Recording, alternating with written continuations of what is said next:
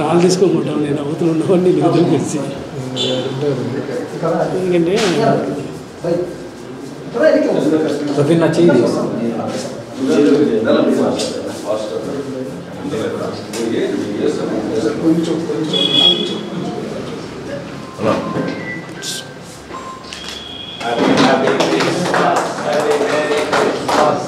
Happy Christmas, Merry Merry Christmas, Happy Christmas, Merry Merry Christmas, Merry Merry Christmas, Happy Christmas, Happy Christmas, Merry Merry Christmas, Merry Merry Christmas, Happy Christmas, Merry Merry Christmas, Happy Christmas, Happy Christmas, Merry Merry Christmas.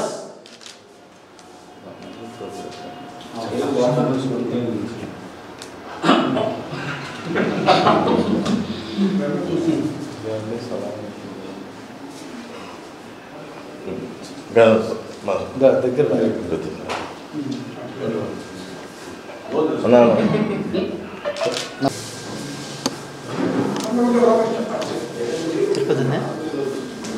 అందరికీ నమస్కారం. ఈరోజు అనంతపురం జిల్లా Telugu Desam party ఆఫీసులో semi Christmas వేడుకలు ఘనంగా జరిగాయి. ఈ Christmas వేడుకల్లో ప్రతి ఒక్క క్రైస్తవులు సంతోషంగా ఉండాలి, ప్రతి కుటుంబము సంతోషంగా ఉండాలి అని క్రిస్మస్ శుభములు తెలుపుతూ ఈరోజు జగన్మోహన్ రెడ్డి గారు క్రైస్తవుల ఓట్లతో పాస్టర్ల ప్రార్థనతో గద్దెనెక్కి ఈరోజు క్రైస్తవ సంక్షేమ పథకాలన్నీ రద్దు చేశాడు. ఆ రోజు నారా చంద్రబాబు నాయుడు గారు అనేక సంక్షేమ పథకాలు ఇచ్చాడు క్రైస్తవులకి.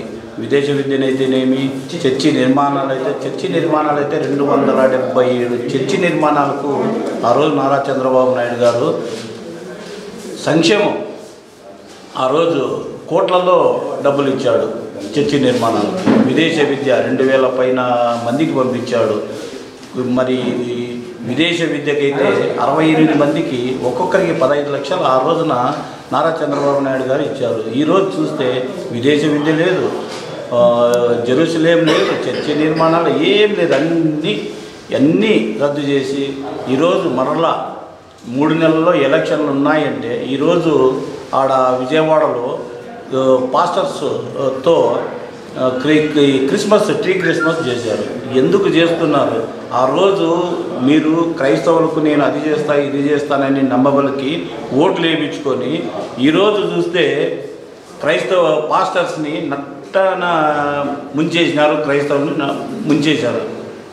మేము ఒక్కటే అడుగుతున్నాం సూటిగా, ఆ రోజు విజయమ్మ గారు బైబిల్ పట్టుకొని నా కొడుకుని గెలిపించండి అని బైబిల్ పట్టుకొని క్రైస్తవుల దగ్గరికి, పాస్టర్ల దగ్గరికి వెళ్ళారు.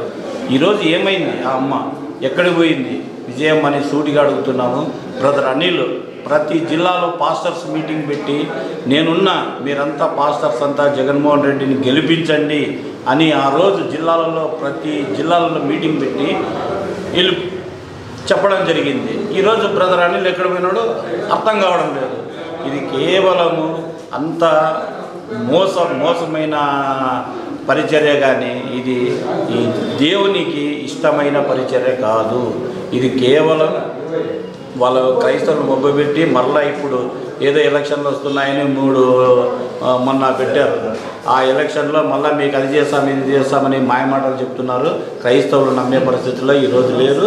రాబోయే రోజుల్లో 2024లో చంద్రబాబు నాయుడు గారిని ముఖ్యమంత్రిగా చేసుకొని ప్రతి ఇంటికి వెళ్తాము. నారా చంద్రబాబు నాయుడు ఏమేమి సంక్షేమ పథకాలు ఇచ్చాడో అవి ప్రతి ఇంటికి పోయి మేము తెలియజేసి 2024లో నారా చంద్రబాబు నాయుడు గారిని ముఖ్యమంత్రిగా చేసుకుంటాం.